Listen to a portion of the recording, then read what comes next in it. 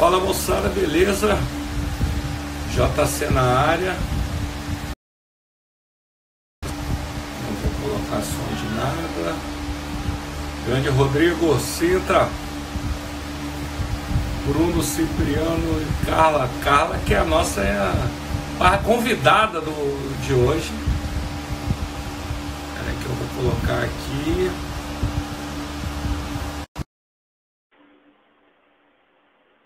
Vamos ver se a Carla vai aparecer.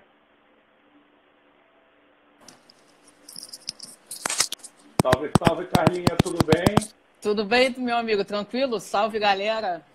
Tudo tranquilidade, tudo bem? Tudo tranquilo.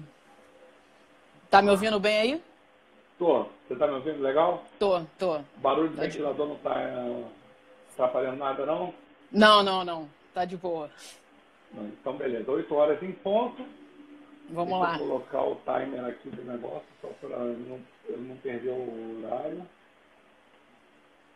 Mas, então, qual é a ideia do live? Eu chamei o nome de live porque é uma live, como está em moda nessa quarentena, mas também tem o intuito de mostrar o que a pessoa, o som dele está abafado. Calma aí. Vê se melhorou agora, Bruno. Para mim aqui tá tranquilo. Tá. E aí, será que... Bom, beleza. E aí, qual era a ideia? Era fazer a live, mas mostrar eventos que as pessoas participaram, e participaram em loco. Na live da semana passada, eu estava comentando do jogo o jogo mais marcante que eu presenciei em loco foi do Fluminense e São Paulo na Libertadores de 2008, 3-1, com o gol do Austin aos 48 e tal. Aquele foi o momento mais marcante que eu vi em loco. E aí eu tive essa ideia de mostrar eu estava conversando com o Merlin que ele achava da gente chamar convidados que participaram de eventos muito importantes.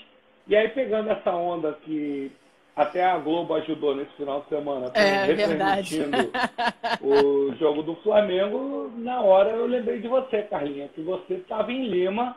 Porra! Porque as histórias são excepcionais, então eu acho que é imperdível. Então, eu não vou nem falar mais nada. Já começa aí, Carlinha. Conta a tua história desde o início aí. Só para constar, a Carlinha, ela estudou comigo no militar. A gente tem amizade aí de mais de 25 anos. Quase 30 anos.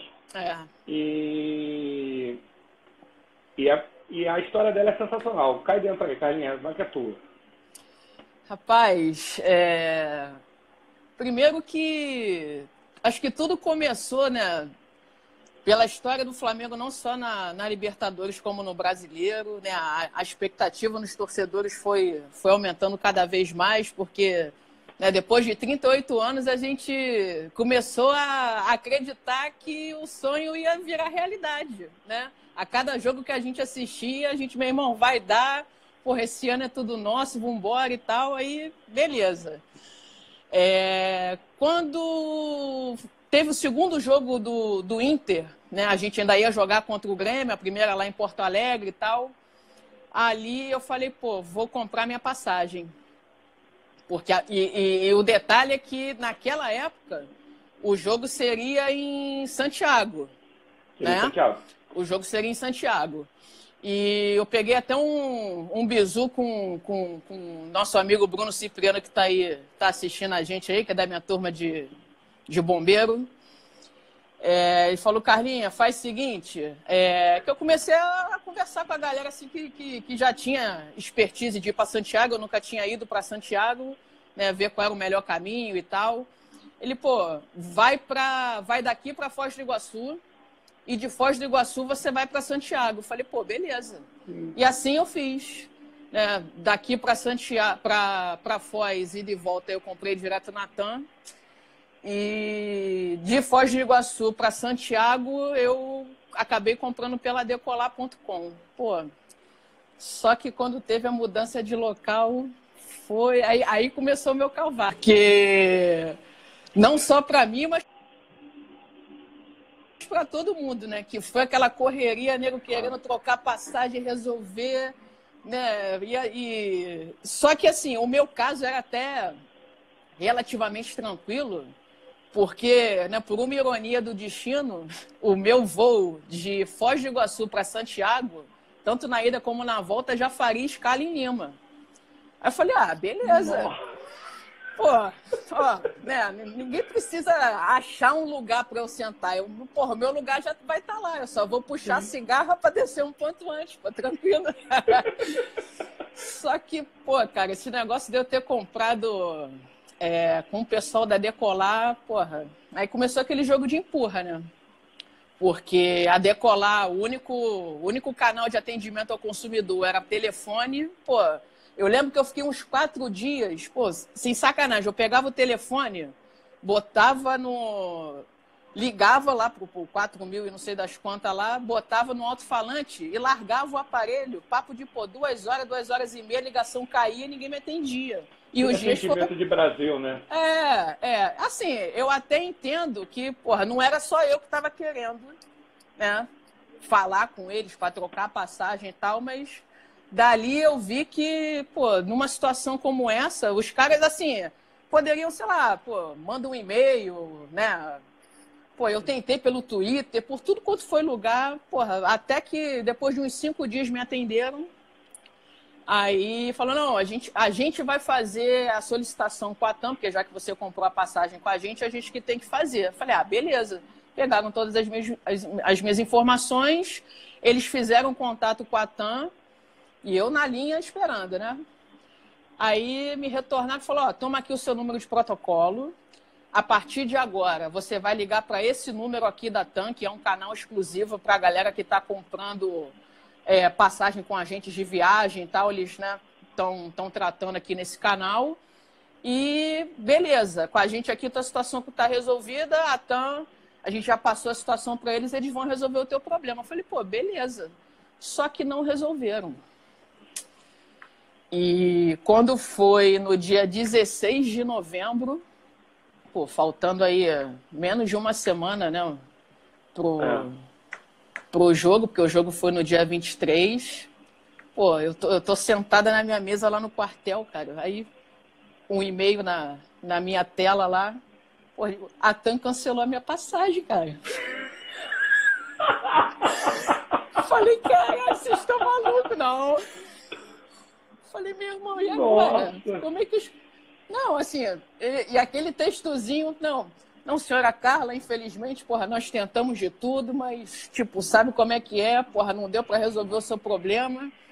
Estamos cancelando a sua passagem. Quando eu li aquilo, eu falei, não, vocês estão brincando. E assim, antes disso eu já tinha ido no Santos Dumont para tentar lá na agência da TAM ver se alguém me ajudava. Porra, inclusive foi nesse dia, eu fui no intervalo do almoço, porra, peguei VLT, não sei o que, fui lá, ninguém conseguiu resolver. Quando foi às 2 e pouca da tarde, chegou esse e-mail para mim. Falei, cara, quer saber? Botei a prontidão, eu já estava fardada, né? Aí falei com o meu comandante, que graças a Deus, além de ser um amigo, não é flamenguista, mas é um cara que curte muito futebol. Ele, não, porra, se adianta. Tem que ir, pelo amor de Deus. Pô, entrei no carro, fui lá no Galeão. Falei, pô, aí o aeroporto internacional, né? De repente a agência lá da TAM tem mais algumas pessoas e tal. Falei com meu irmão, o não eu já tenho, vou tentar o sim. Pô, João, cheguei lá, eu fardadona de Major, cara. Peguei a senha. Quando o funcionário da... Não, pô, nem precisa. Eu já era, né? Eu já tava, porra, eu já era carteirada em a personificação da carteirada. Eu já fui fardada pro cara não ter dúvida. Porra, né? Fiz aquela cara de tadinha. Eu chorei mesmo, cara. Juro pra você. Caramba. Eu paguei esse mico. Pô, mas aí, o funcionário da TAM, ele foi muito gente boa comigo, cara. Eu lembro que depois eu fiz um saque para a TAM, contei toda a história elogiando ele, porque o cara foi sensacional. Porque assim, não tinha só eu, tinha uma fila de pessoas lá, ele poderia simplesmente, né, me dar uma goma, como já tinham me dado, e, pô, sim, próximo, entendeu? Mas, pô, ele foi super fofo, ligou lá para um tal de um suporte lá, conseguiu resolver o meu problema. Ele até virou para mim e falou, pô, cara, mas teu caso é simples, é só cancelar uma perna. né? Era só, eu falei, pô, isso aí. Mas aí, graças a Deus, né? E a ele, eu consegui reverter lá o cancelamento da passagem que já tinha conseguido para poder ir, entendeu? E assim, graças a Deus é esse moleque, cara. Foi a melhor emoção que eu já senti no futebol na minha vida. Vou te falar, e tu sabe que eu sou uma pessoa que eu curto muito, não só o Flamengo em si, mas eu gosto de futebol. Sim. Pô, tô sempre no Maracanã, né? Quando eu não posso ir, eu vejo em casa, e não só os jogos do Flamengo, mas de outros times e tal. E, meu irmão, pô, cada perrengue que eu passei nessa viagem, pô... E não foi só esse da passagem, tiveram outros. Pô, mas valeu cada um, cara. Porque a sensação de estar naquela arquibancada, pô, e ver o Flamengo virar aquele jogo em, sei lá, 3 minutos, porra. Ó, já temos pergunta aqui, hein? Surreal. Bruno Cipriano já perguntou, ficou desidratada de tanto chorar? Essa eu vou responder porque eu vi story. Ele tava do meu lado, pô, tá me sacaneando. Cara, o contexto daquela conquista, vocês que são rubro-negros sabem muito mais do que eu. Mas eu lembro desse jogo do Inter. Eu estava em São Paulo nesse dia do jogo do Inter. E eu estava num happy hour com um camarada meu tomando uma cerveja, ele é flamenguista doente, a gente estava conversando. E ele não querendo conversar, ele queria ver o jogo. E o Flamengo jogou pra caramba, destruiu o Inter e tal. E aí aquilo foi às quartas, se eu não estou enganado. Foram as quartas de final, porque a semifinal aí a semifinal ia ser com o Grêmio. Uhum. E o jogo do Grêmio, eu fiz questão, porque eram os dois melhores times que estavam jogando na época. Eu fiz questão de ver os dois jogos na íntegra. E o que eu vi na semifinal, no jogo de volta, né, no jogo no Maracanã, é uma coisa que você vê poucas vezes no futebol. Você poucas vezes vê um time pegar o segundo melhor time do país e dar uma lavada daquela. Você via que os jogadores estavam jogando pelo que o Renato tinha provocado o Jorge Jesus. Mister, fica tranquilo que a gente vai fazer por você. O time do Flamengo,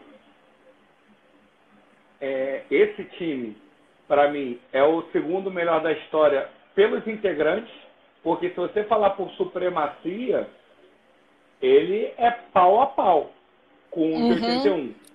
No sentido de sobrepujar os times adversários. Os times adversários. No Brasil e no exterior. Mas quando chegou o jogo do River, você estava vendo um cara que era provavelmente o melhor técnico da América do Sul nos últimos 3 anos, que era o Galhardo, com um time muito entrosado, porque era o time basicamente o mesmo de 3, 4, 5 anos, que tinha ganhado um título. Não, eles eram campeões de 2018. E eles eram os campeões atuais. Das últimas 5 finais, os caras tiveram em 3, né? Então, tiveram em 3. Então não é pouca... Não é qualquer time. Exato. Como diz minha mulher, não é pouca merda, é o pinico cheio. E os caras... E o time jogou de uma forma... Eu estava até conversando isso com a Carla na semana passada. O River, até a entrada do Diego, o River estava com o jogo sob controle. O River estava jogando por uma bola porque ele sabia que o time do Flamengo era melhor. Fez o gol na metade do... Eles adiantaram a marcação e eu até conversei, né, isso com vários amigos, não só em Lima, né, depois a gente, né, sempre que podia, a gente fazia essas resenhas aí falando sobre esse jogo. O Flamengo provou do próprio veneno, né? Exatamente. Com o River nessa final. Porque o River fez com o Flamengo o que o Flamengo estava acostumado a fazer com os seus adversários, né? Aquela pressão, né? Aquela marcação-pressão adiantada e depois aproveitar a velocidade que a gente tem no time para poder, né, com um toque rápido, sair em velocidade e, né, buscar um gol, buscar um contra-ataque. A única diferença é que eu acho que o River não teve assim, um poder efetivo tão brilhante, né, como ele tinha de marcação, né, como o time do Flamengo fazia com os seus adversários, né, porque o Flamengo, ele, da mesma maneira que ele marcava muito bem, ele quando tinha a bola, ele também tinha qualidade para sair jogando. Era letal. Né? E agora no domingo mesmo a gente teve a oportunidade aí de rever.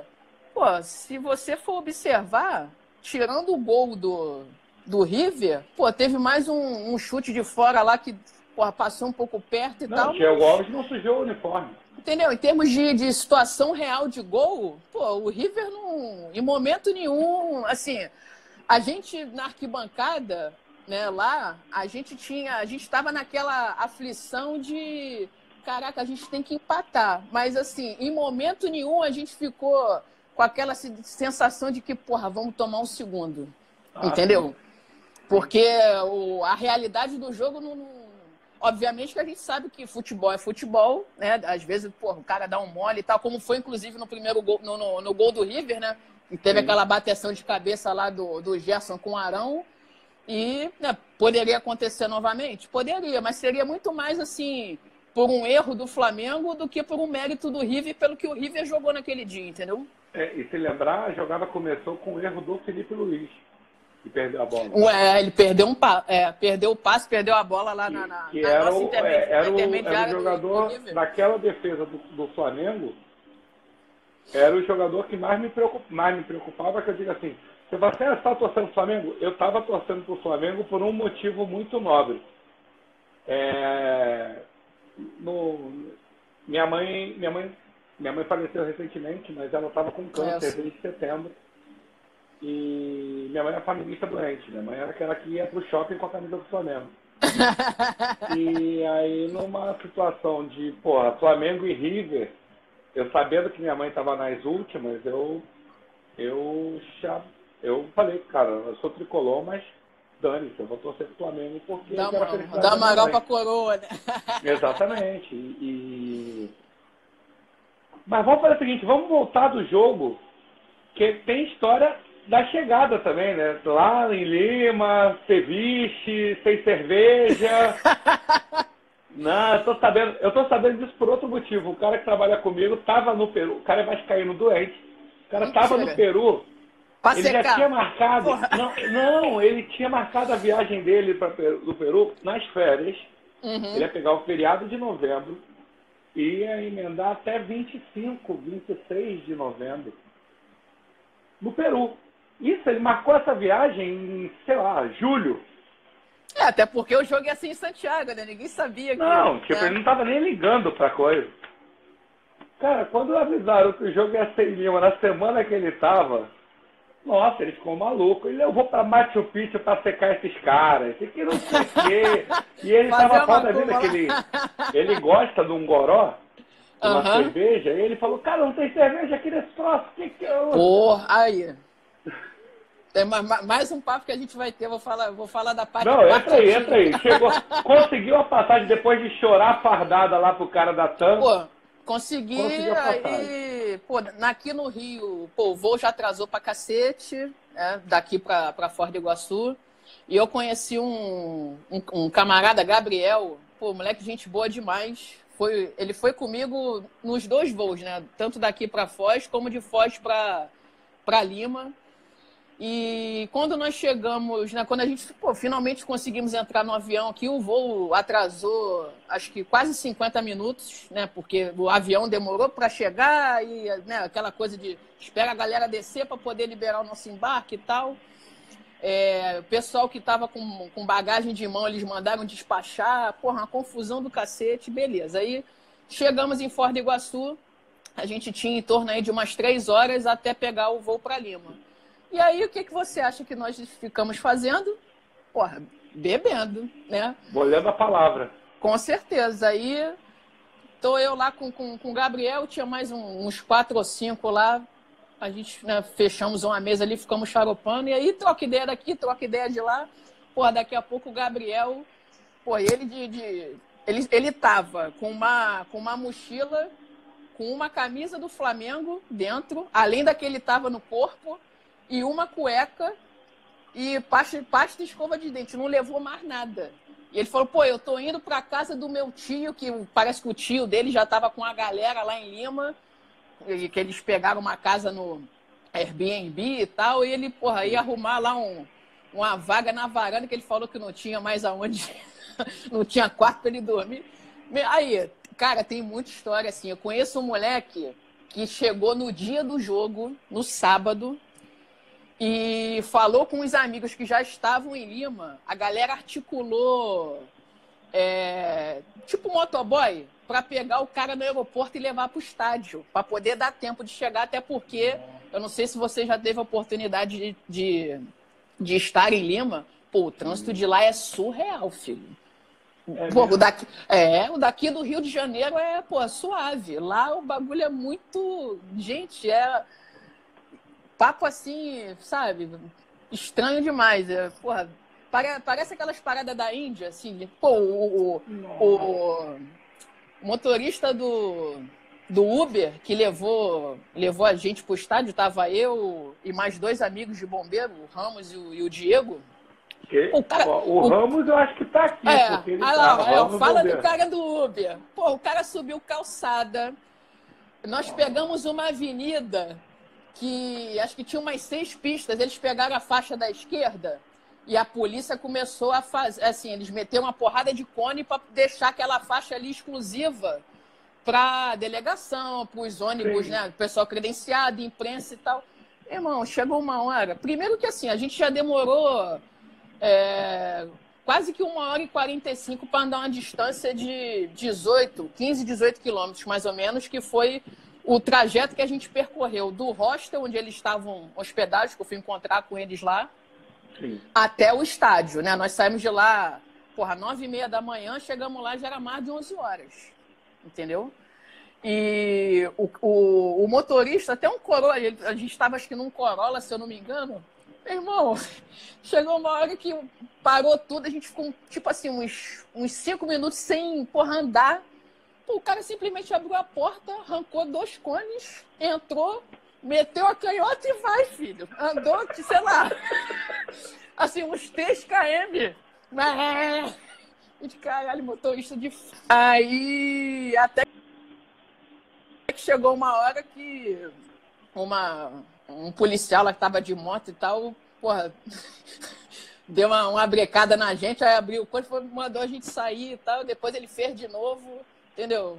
E assim, ele não era o único que estava fazendo isso, não. A gente via outros motoristas de Uber, porque você olhava para dentro do carro, ou era torcedor do River ou flamenguista, exato, o pessoal tava usando a mesma tática, entendeu? Para poder fugir do trânsito. Cara, muito, muito surreal, assim.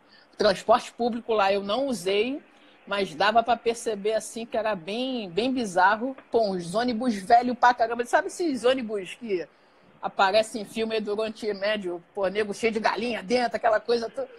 Eu pensei exatamente nisso. Nesse nível que era o negócio, cara. Eu ficava olhando assim, eu falei, caramba, a gente lá reclama de BRT lotado e tal. Não que seja maneiro, entendeu? Mas, essa minha ida lá para Lima me serviu para... eu falei, eu prometo que eu não vou reclamar tanto.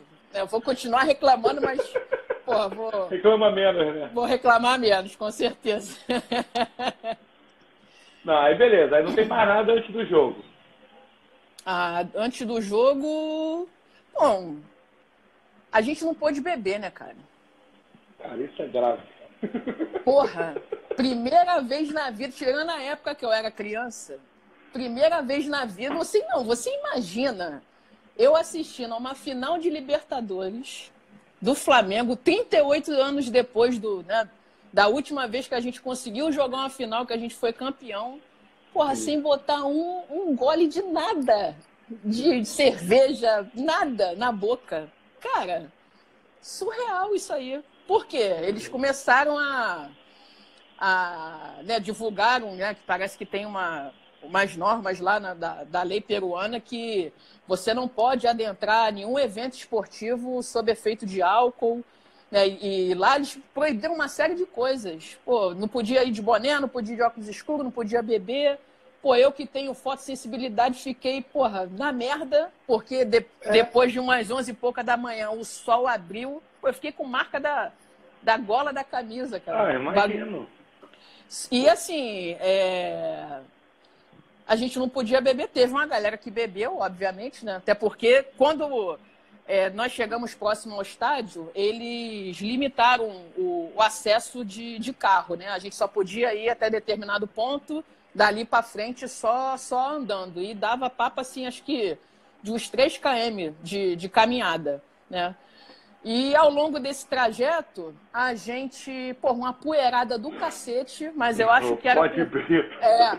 Eu acho que era até. Né, não sei se vocês tiveram oportunidade, a galera que viu pela televisão, aquelas montanhas no entorno do estádio, né? Uma poeira assim, parecendo, sei lá, um minério, um negócio, sabe, aquela poeira grossa. Sim. E conforme a gente foi chegando mais perto do estádio, a gente percebia essa poeira mesmo suspensa, assim, sabe? Que a galera que estava de camisa branca como eu, voltou com a camisa cinza, né? Porque depois de um tempo, aquele monte de gente caminhando ali, a poeira sobe, enfim. Mas foi muito emocionante a gente vendo, né, os ônibus de torcedores passando pela gente, a própria delegação do Flamengo, teve um pedaço lá que tinha um barzinho que tinha uma galera bebendo, né? Nós paramos lá, até porque acho que eu já comentei isso contigo, a gente tem um grupo no Bombeiro de oficiais que são flamenguistas, né? E a gente acabou, acho que desde 2016, se eu não me engano, nós já tínhamos criado um grupo no WhatsApp e tal, e conforme, né, naquela época que a gente sofria, né, que o time do Flamengo, só testava o nosso coração, né, do modo mais negativo possível. E à medida que a coisa foi melhorando, né, mais pessoas foram entrando no grupo e tal, a gente... Opa, calma aí, travou. Inclusive, pessoal do Casarão Rubro-Negro, então, camisa, caneca, né, fizemos um churrasco na Gávea em outubro, que foi muito bacana, o presidente foi lá, falou com a gente. Legal. Inclusive cumpriu a promessa que ele falou pra gente que a gente ia ganhar a porra toda e a gente ganhou.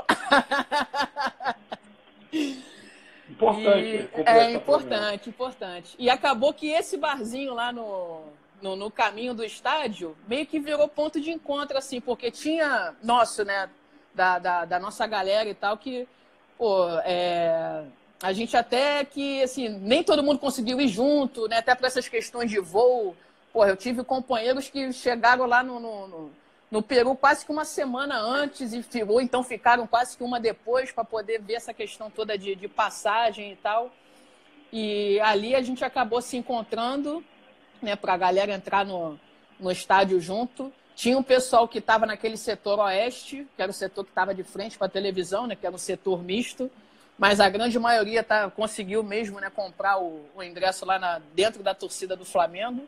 Do lado direito das cabines, né? Isso, do lado direito das cabines. E, assim, foi uma... além do clima do jogo em si, né, eu e outras pessoas, né, eu estava ali no meio de amigos, né, amigos de turma, amigos de farda, né, tivemos a presença lá de um ex-comandante-geral nosso, secretário de Defesa Civil, lá, Coronel Simões, também estava lá prestigiando a gente lá, né, prestigiando o jogo. Diversos oficiais do bombeiro, e aí a gente passava na rua, e aí fulano, que a gente nem, assim, sabia. Imaginava, nem sabia que era rubro-negro, se bobear, o cara tava lá. De encontrar o cara na esquina ali de Miraflores, ali em Lima, e beber junto e tal. Tem um outro amigo de turma que acabou indo por acaso para o jogo, porque ele estava numa cidade próxima. surfando e, né, foi para lá, assim, já que ele estava tão perto, eu falei, pegou um Uber, chegou lá, comprou ingresso com um cambista, conseguiu ver o jogo, entendeu? Então, assim, foram muitas histórias, né, dessa caminhada toda aí. Esse menino, Gabriel, que eu te falei, que eu encontrei com ele lá no aeroporto. Pô, o moleque com uma... Ele levou uma imagem de São Judas Tadeu pequenininha, assim. Aí, uma determinada hora, lá a gente trocando ideia e tal, e daqui a pouco ele abre assim a mochila e ele, essa daqui, porra, me acompanha desde a final do Carioca de 2001, aquele gol do Pet, os 43. Falou que o avô dele, que já é falecido, deu aquela imagem para ele assim, de presente e tal, né, por questão de ser rubro-negro, né, a família toda dele é flamenguista. E ele falou que todo jogo do Flamengo ele leva aquela imagem com ele. Até porque, né, por ser pequeno e tal, dá para botar no bolso tranquilo. Pô, eu achei isso muito, muito bacana. E sem contar, pô, o Aeroflá que a gente viu aqui, que acho que foi num feriado 20 de novembro. Meu irmão, surreal aquilo ali. Foi bem impactante, foi... A demonstração é aquilo que a gente fala. A torcida do Flamengo tem 40 milhões que são suficientes para fazer um Aeroflá, e é por causa dessas ações que vocês têm 40 milhões. Entendeu? É uma coisa, não é coisa do ovo e da galinha, sabe? Esse tipo de amor, esse fanatismo, esse chiitismo que vocês têm em relação ao Flamengo, eu acho isso muito interessante, porque você não vê isso. E eu falo isso por ser tricolor, eu deixo isso, tem vários amigos botafoguenses, vários amigos vascaínos, não tem esse nível de religião, de adoração. É uma religião, adoração. Parece sei lá, uma seita assim. Não, mas é uma coisa muito louvável, porque nós estamos e agora essa fase dessa quarentena e tudo mais, você não tem o que se segurar, né? Você tem a tua fé. A fé, os amigos, a família. Exato. E aí, vamos entrar mais um pouquinho no jogo. Tipo, eu já contei pra você que eu tava vendo o jogo, eu não tinha televisão na época, então eu tava vendo o Globoplay com 1 minuto e 5 segundos de delay. De delay, pô. Ainda bem que tu não é flamenguista, né, cara? Porque eu ia morrer. Não, porra, exatamente. 1 minuto de delay, eu ia morrer do coração. Exatamente. Meu Deus do céu. E o que a gente via era um jogo que... Você falou tudo, estava sob controle, mas a curiosidade que eu tenho, principalmente quem estava lá. Quando o Gabigol fez aquele primeiro gol, vocês estavam... Cara, eu pergunto isso para todos os meus amigos rubro-negros, mas eu nunca perguntei para alguém que estava lá. Vocês achavam que vocês iam virar no tempo normal? Ou vocês comemoraram aquilo aí para tipo, ufa, vamos para a prorrogação, que a gente está mais inteiro que os caras? Eu vou te ser bem sincero, essa história do gol, tem do primeiro gol, né? Tem uma mística, porque o que acontece? O tempo começou a passar, né? Chegamos ali, 35, 37... Eu olhava para o lado, assim, eu já via nego chorando, assim, cara, não é possível. Não é possível que a gente chegou até aqui, a gente não vai conseguir, cara. Perder para esse time que eu não sei... Sabe? Era um misto, assim, de incredulidade, de desespero, o pessoal já querendo ficar meio triste, mas ao mesmo tempo o nego não. Vamos, né? O jogo não acabou, a esperança, e aí... uma coisa assim que foi muito engraçada que aconteceu é que a gente começou, a torcida toda, a puxar aquela música. em dezembro de 81, botou os ingleses na roda. E assim, João, foram, sei lá, que eu me recorde, eu fiquei acho que uns 5 minutos cantando essa música. Que foi justamente ali, sei lá, uns 37 minutos e tal, que a galera começou e nego vambora e assim, na mesma música sem parar, parecendo um mantra, até que o Gabigol achou aquele gol, aquele primeiro gol. E assim, na hora que a gente, né, que a gente viu, caramba, empatamos e tal, eu acho que a gente nem tinha terminado ainda de comemorar um empate, porra, ele vai e me acha o segundo gol, cara. Porque, assim, na verdade, eu acho que a nossa emoção e o alívio, né, da gente ter conseguido o empate foi tão grande que não que a gente não acreditasse que pudesse, né, haver uma segunda bola, um segundo gol e a gente resolver no tempo normal.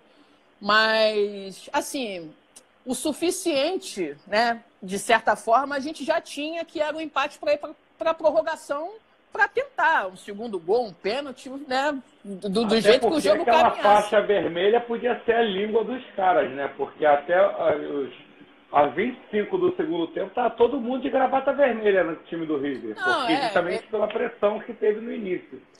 E a gente sabe que da maneira como eles jogaram, né, com a marcação alta e tal, pô, não tem... Pô, e eles, então, final de temporada quanto a gente, né, não tem como você manter, né, esse ritmo de pegada 90 minutos, pô. Ainda mais com o calor que estava fazendo, que, pô, se para mim que estava na arquibancada, né, já estava, porra, insuportável, imagina para os caras lá, né, tendo que correr, né, marcar e tal, entendeu? Agora, eu também acho que o Galhardo nos ajudou, né? Porque, assim, nos ajudou, entre aspas, né? Porque eu acho que o que ele pensou quando ele quis colocar o Lucas Prato não funcionou, né? Ele quis botar o Lucas Prato, eu acho que, né, numa de tentar segurar... dar uma neutralizada no próprio Diego, porque ele e o Everton Ribeiro, que acabaram fazendo, né, meio que a função de volantes no time do Flamengo, porque o Diego entrou no lugar do Gerson. O Gerson, acho que sentiu uma contusão, se eu não me engano. O Arão também teve uma hora que já ficou abafado, já começou a cansar. E acho que foi o Vitinho que entrou no lugar dele, se eu não me engano. Foi. Né? O Ramos, desculpa te interromper, o Ramos até falou uma coisa aqui, que era o Nacho. O Nacho do... Eu não sei se é Nacho Fernandes, porque o Nacho Fernandes para mim é o do Real Madrid. Mas o tal do Nacho, ele arriou. E ele era o cara que era o motorzinho daquele time do River. Porque na verdade, os caras que até então estavam fazendo a diferença... ou foram substituídos, que o Borré também, o autor do gol, saiu, né? Ou Sim. então cansou, pô. Entendeu? E quando o Galhardo colocou o Lucas Prato, eu acho que ele quis botar um camarada lá na frente, né? Um centroavante que sabe fazer um bom pivô, né? Para tentar... Para fazer parede, às vezes uma bola parada, ganhava tempo. Entendeu? Cava uma falta... Fazia o Rodrigo Caio e o Mari ficarem mais, porque o Rodrigo Caio, ele tem a mania, entre aspas, de avançar um pouco. E quando você põe um 9, o Mari já ficava mais plantado, né? O Mari ficava mais. Mas quando você põe um 9 para ficar ali, você deixa esses dois... Não, vamos ficar aqui porque esse cara é perigoso. E sem contar que você planta não só a zaga, mas os próprios volantes não podem subir tanto porque alguém tem que ficar ali para proteger, né? Exatamente. Seja um volante, seja um lateral também que de repente não vai subir mais tanto, porque até pelo ritmo do jogo, né? Todo mundo já estava cansado. Não só o River, mas também, né? O time do Flamengo. E por mais até que nós precisássemos do empate, a gente também tinha que ter cuidado, obviamente, para não, né, dar um mole e sofrer um segundo gol. Que aí, né, ia tudo por água abaixo, entendeu? Não, eu acho que... Desculpa, vai, conclui. Não, e esse papel dele não funcionou, né? Que ele não, né, não entrou bem, tal, não jogou bem, não conseguiu fazer essa função que eu acho que o Galhardo imaginou, né, para ele, e ainda nos presenteou com a bola do segundo gol, que ele que perdeu, né, e que originou... Não, foi a bola do primeiro. Do primeiro gol, desculpa, que ele que gol. perdeu. O Arrascaeta roubou dele. O Arrascaeta roubou e... Né, deu depois Bruno Henrique cruzou pro Gabigol. Cruzou pro Gabigol. Entendeu? E aí, eu acho, não eu acho que o enredo dessa partida é digno de filme, porque você tem algumas situações, você tem o zagueiro, que eu não vou lembrar o nome dele, acho que é Escola, não pode ser Escola? O Careca. Mas não é Escola, Careca... Não, o Careca que o Gabigol fez o gol em cima dele? É. Porra, como é o nome dele? Não é Escola, não. Esqueci o nome. Gente, quem puder ajudar aí, lembra. Eu esqueci o nome do cara. Escola é jogador de basquete. Pinola. Obrigado, Bruno. Valeu, Bruno. O cara estava tendo uma atuação irretocável. Mas era assim, tipo, o gol foi aos 48, se eu não me engano. Ele ganhou. O cara teve 92 minutos perfeitos. Escola do basquete, Bruno. Pois é, eu sou do basquete, então desculpa. Perdoa aqui a confusão.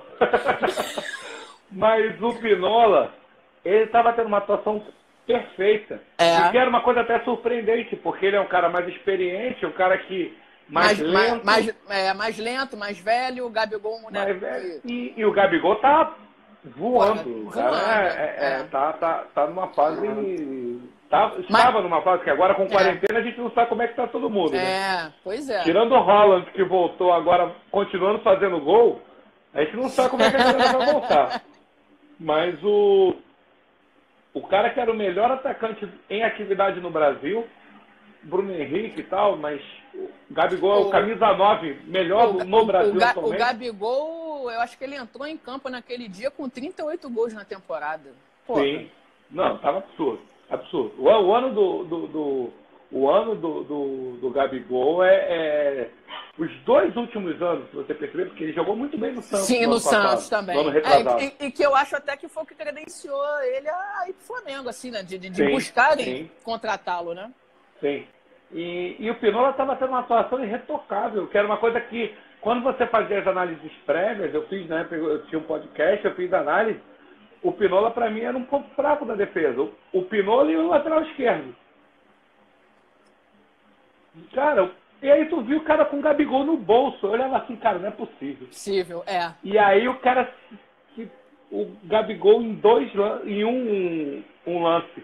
Não foi nem falha do Pinola, porque o Pinola teve que cobrir o cruzamento do Bruno Henrique, porque o zagueiro da direita não marcou o Bruno Henrique. Então você vê o Pinola se deslocando para tentar cortar o cruzamento do Bruno Henrique e deixa o Gabigol sozinho. Mas o segundo gol foi inacreditável. Foi assim, tipo, o Papai do Céu colocou assim, vamos fazer um roteiro maneiro, para ser um filme bem dramático, e vamos fazer o cara que estava botando o atacante no bolso dar a bola pro cara que estava no bolso fazer o gol decisivo e ser o herói da parada. E foi uma atuação impressionante, porque o Gabigol mostrou como ele é estrela, e o cara é o camisa 9. Eu sei porque eu já tive um... Cara, o Fluminense não dá tantas alegrias, mas o Fred teve uma época em que qualquer bola que batia no side era gol. Era impressionante assim, mesmo. Cara, ele teve uma fase que não sei se foi o Bruno ou se foi o Ramos que falou. Foi o Ramos. O Gabigol não estava bem no jogo. Não estava. Mas é aquela história. O 9, ele não precisa estar bem no jogo. O 9 tem que fazer gol. Às vezes numa bola o cara... O 9 tem que fazer gol. Pela qualidade e tal, entendeu? Só que naquele dia, eu vou te falar, não era só o Gabigol. Pô, o Felipe Luiz, meu irmão, eu lembro que eu tive vontade de matar ele. Caraca! Pô, Mas o Felipe Luiz, o próprio Gerson teve um determinado período ali do jogo que... Primeiro tempo, logo depois do gol, que ele sentiu.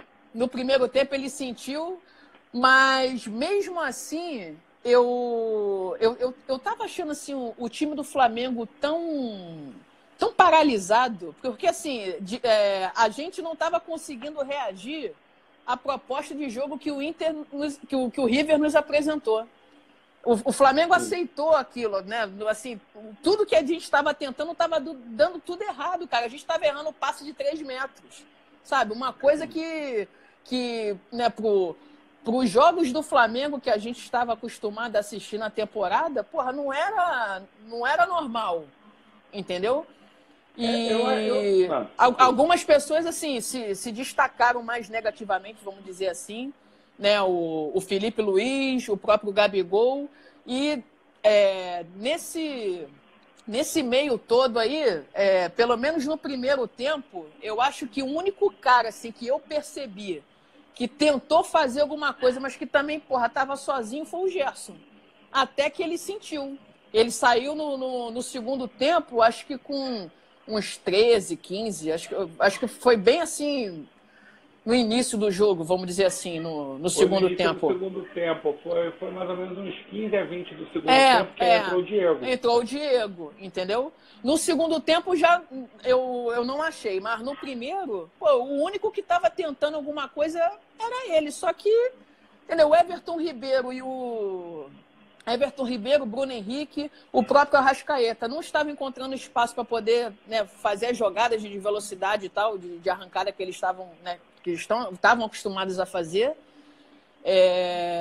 O Gabigol, pô, sem som e sem imagem, pô, o Pinola botando ele no bolso direto, e a gente olhando aquilo da arquibancada, a gente, caraca, não é possível, cara, cadê o time do Flamengo? Que a sensação que a gente estava tendo é que os caras não tinham entrado em campo, cara. Que, sabe, porra, deu alguma coisa, porra, não sei se foi a água que eles beberam, porra, deu alguma merda. Não, o que o Marcelo falou, o Marcelo Monteiro, tá aí na nossa live, falou, agora eu já tô até na intimidade de cruzar a perna e tudo, gente, acabou minha cerveja aqui, eu tô o time o Galhardo estudou muito bem o que o Jesus estava propondo no time do Flamengo, desde a chegada do Jesus, em junho. O que eu vejo naquele jogo? Foi que eu comecei, o Diego Alves não sujou o uniforme. A defesa, tirando o Felipe Luiz, foi bem. O Felipe Luiz teve uma falha que já era uma coisa que já estava acontecendo com o Felipe Luiz. Vocês que acompanham o Flamengo na época, naquela jogo época, contra o Vasco, muito mais do que eu, no jogo contra o Vasco. Mas caralho, tem a questão do fôlego, tem a questão do... o problema de você jogar com um volante só, é que você precisa que pelo menos um dos laterais defenda muito. Muito. E você não tem... O Felipe Luiz já está com uma certa idade, já está sentindo um pouco mais da idade, o Rafinha está sentindo menos. Só que o Rafinha não tem uma característica defensiva tão boa. O Felipe, assim, eu acho até que, comparando ele com o Rafinha, eu acho que ele tem um poder de marcação até melhor. Ele é um cara que sabe desarmar, que tem um bom controle de bola. E colocou ele no lugar do Marcelo na seleção. Só que, assim, agora já pro final da temporada até apareceu uma conversa aí de que ele estava com o joelho meio ruim e tal. Não sei se também pode ser... A questão do desgaste, até porque essa galera que veio da Europa, né, ele, Rafinha, o próprio Gerson... Não teve pré-temporada. Não, eles não tiveram pré-temporada aqui e eles não tiveram quase que nenhum descanso da temporada da Europa para nossa. Os caras já meio que embolaram uma coisa com a outra, entendeu? Então... Não, tem até aquela corrida meme do Felipe Luiz no jogo contra o Bahia, Foi a estreia do Felipe Luiz, se não me engano, tá ele saindo correndo, tentando sair correndo e o cara Não, abrindo o binóculo pra ele. E foi aquele jogo que a gente tomou de 3, né? Que De 3-0. o 9 deles lá, que eu esqueci o nome agora do Bahia. Gilberto meteu 3 gols, cara. Pediu música no Fantástico e tudo. Foi a última derrota do Flamengo? Foi. Acho que foi 3-1 aquele jogo, se eu não me engano. Eu não lembro se foi 3-1 ou foi 3-0, mas o Gilberto acabou com o jogo e aí tem num dos gols o Felipe Luiz tá correndo. Perdeu o ônibus. Bizarro. Sim. Entendeu? E aí você tinha o Felipe Luiz que estava mal.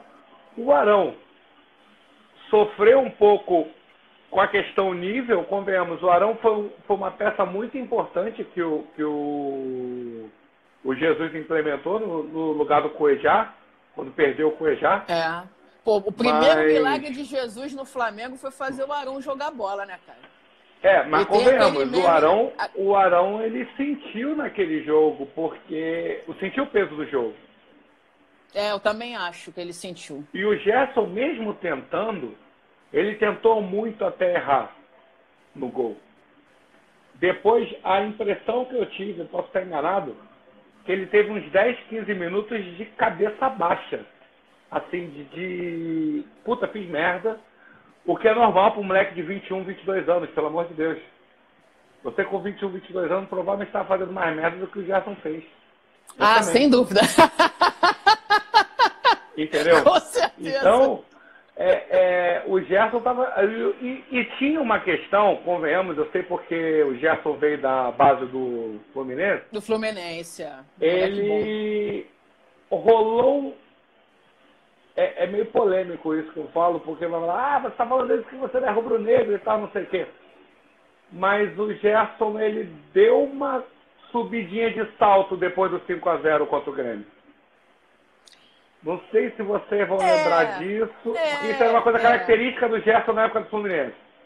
Não tô falando. Cara, pra mim ele joga muito. Ele foi um cara que se repaginou na Itália. Eu acho que ele joga muito. Ele cresceu muito. Ele quando teve no futebol italiano, ele cresceu muito. Mas ele foi um cara que sentiu. Que não foi a metade do primeiro tempo, mas uns 10, 15 minutos ele jogou de cabeça baixa e ele estava sendo o motor do Flamengo. Ele era o cara que estava mais tentando. Porque o time achava que eu não sei se era questão da confiança do tipo, a gente vai ganhar desse cara de qualquer jeito, e aí toma um gol do jeito que tomou, o time todo sentiu. Mas o Gerson foi o cara que mais continuou tentando. Até porque só ele, no primeiro tempo, assim, a percepção dos que tentavam e tal, ele estava sendo ali a nossa válvula de escape, porque os demais não estavam conseguindo, sabe, imprimir um ritmo, né, assim, até tentar, não que ele tenha conseguido fazer grandes coisas, mas você percebia que ele era o único que estava tentando, tirar um coelho da cartola, sei lá, fazer alguma jogada para tentar, criar um espaço, surpreender os caras, entendeu? Eu tava percebendo assim uma situação assim quem me incomodou, e aí analisando de forma imparcial, quem me incomodou no primeiro tempo no time do Flamengo foi o Felipe Luiz, como eu falei. E eu achei um pouco de omissão dos caras, mas quem era para ser o cérebro do time, que era no caso o Everton Ribeiro e o Arrascaeta. No primeiro tempo. Eu não sei se eles estavam mais preocupados em segurar o ímpeto do River, que estava vindo com os 2 meias laterais avançando muito. Eu não sei se foi uma situação de pressão do jogo, que convenhamos, o Arrascaeta não era um cara de estar em jogos decisivos. O Everton Ribeiro teve aquela época fantástica no Cruzeiro, mas depois foi lá para as Arábias, tudo mais. Não tinha um jogo decisivo em que ele tinha que se impor. Ele jogou na China, ele foi para a China. Foi China? Ele foi para a China. Foi China. Então, ele não tinha uma situação decisiva, não. Eu tenho que ser o cara. E os caras sentiram. O Bruno Henrique, que era um cara que dependia de velocidade, não estava conseguindo encaixar na, o jogo. na verdade, a bola não estava chegando, né, cara? E assim, o Gabigol, em outros jogos, a gente até teve também a participação, não só dele, mas também do Bruno Henrique, de tentar sair um pouquinho também para poder buscar e tal. E nem isso, no jogo contra, né, lá na final da Libertadores, eles não estavam conseguindo fazer.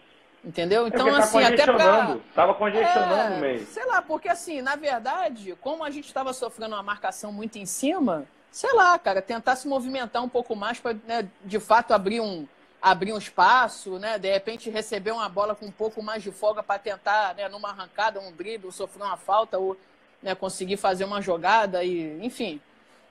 Né? Aí teve a cartada do Jesus, que o segundo milagre de Jesus, né? Já que o primeiro foi fazer o William Arão jogar bola, foi a cartada do Diego. Não lembra daqueles memes? Tá mal, Arão!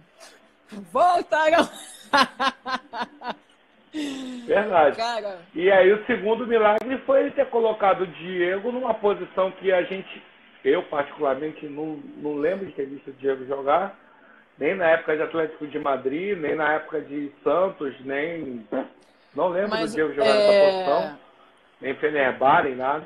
Não. E era um volante, o segundo homem. Agora no domingo, né, quando eu assisti aí a reprise do jogo, eu lembro que antes do jogo eles estavam, durante o intervalo e tal, fizeram algumas entrevistas, né, com os jogadores. E o Diego até falou que na hora que ele estava ali do lado de fora pegando as instruções lá com o mister e tal, ele, eu até confesso que eu não prestei nem tanta atenção assim no que ele me falou de instrução. Só que o Diego, não sei se você reparou, ele o tempo inteiro, no primeiro tempo, ele estava ali, né, próximo, observando. Às vezes chegava, né, eu via a câmera, né, focalizando ele falando alguma coisa com o próprio mister, ou com o João de Deus, que é o assistente dele, né, o auxiliar. E ele até fala que o Jesus deu um beijo nele e falou, vai lá que você vai fazer o gol. Ele fez meio gol, né? Porque o passe que ele fez, que ele deu pro Gabigol, exatamente.